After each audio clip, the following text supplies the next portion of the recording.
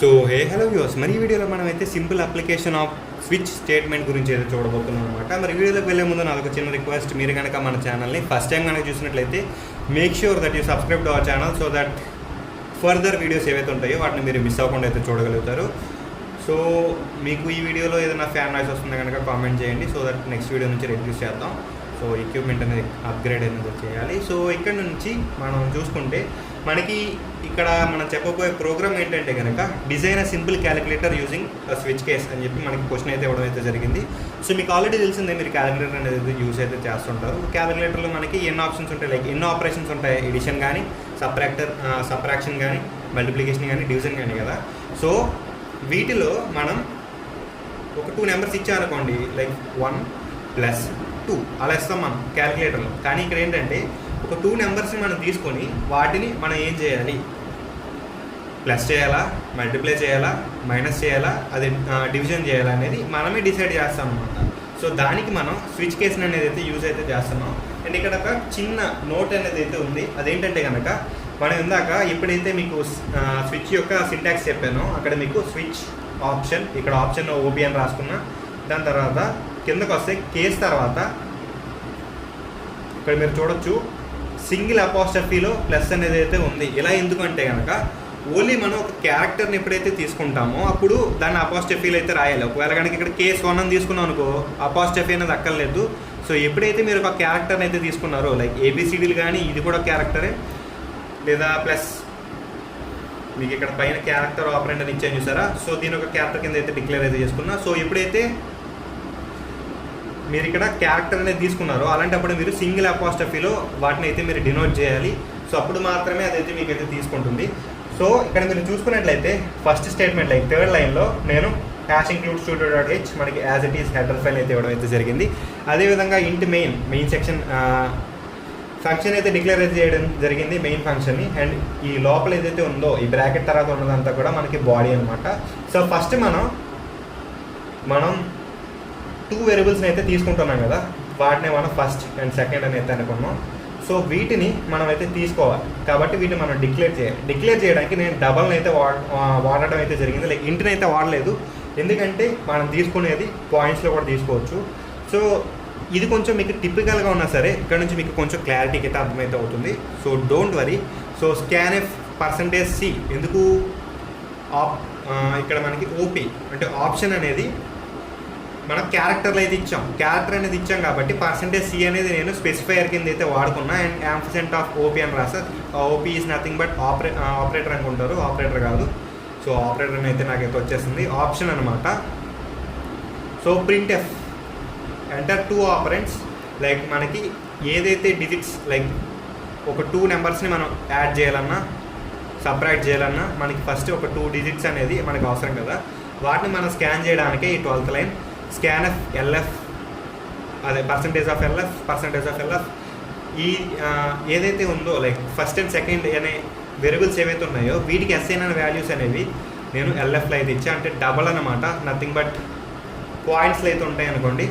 So ఇక్కడ నుంచి మనం చూసుకుంటే స్విచ్ ఆప్షన్ కేస్ అనేది మనకి ఆప్షన్ అనేది కేస్ ప్లస్ ఏదైతే ఉందో ఈ ప్లస్తో కనుక మ్యాచ్ అయితే మనం తీసుకున్న ఆప్షన్ అనేది ప్లస్ అయితే కనుక ఈ స్టేట్మెంట్ ఏదైతే ఉందో ఇది ఎగ్జిక్యూట్ అవుద్ది. అంటే ఏమవుద్ది, ఎడిషన్ అనేది అయితే అవ్వుద్ది, బ్రేక్. నెక్స్ట్ మనం చూసుకుంటే కేస్ మైనస్, ఒకవేళ కనుక మనం తీసుకున్న ఆప్షన్ అనేది మైనస్ అయితే మనకి ఇక్కడ ఉన్న కేసు అనేది అయితే ఎగ్జిక్యూట్ అవుద్ది. అంటే ఏమవుద్ది, మనకి సబ్ట్రాక్షన్ అనేది అయితే జరుగుద్ది. అదేవిధంగా మనకి మల్టిప్లికేషన్ అండ్ డివిజన్ కూడా జరగడం అయితే జరుగుద్ది అనమాట. సో ఇక్కడ మీకు ఈ పైన ఉన్న కేసులు ఏది కాదనుకోండి, మీరు తీసుకున్న ఆప్షన్ అనేది ప్లస్ మైనస్ మల్టిప్లై డివిజన్ కాకుండా ఏ మోడల్ డివిజన్ తీసుకున్నాం అనుకోండి, అది మనం ప్రోగ్రాంలో రాయలే. అలాంటప్పుడు ఏమవుతుందంటే default case error operator is not correct అనేది అయితే మనకైతే ప్రింట్ అవడం అయితే జరుగుతుంది అనమాట.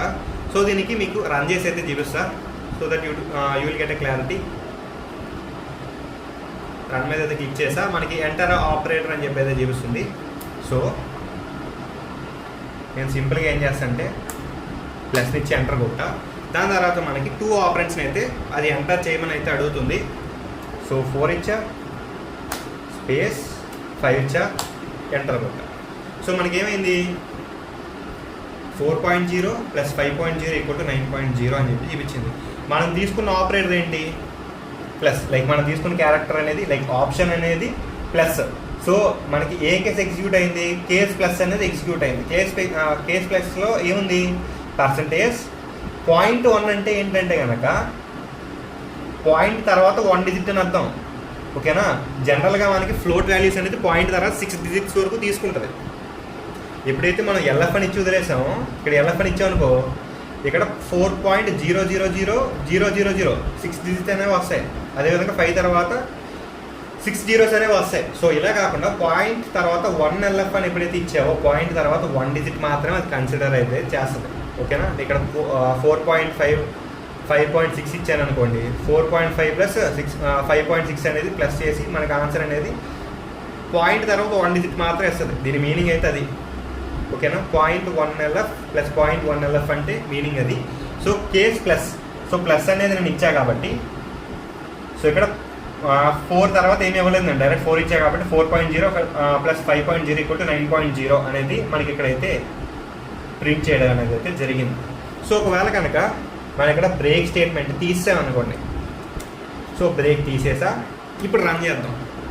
So that you will get a clarity. ఓకేనా?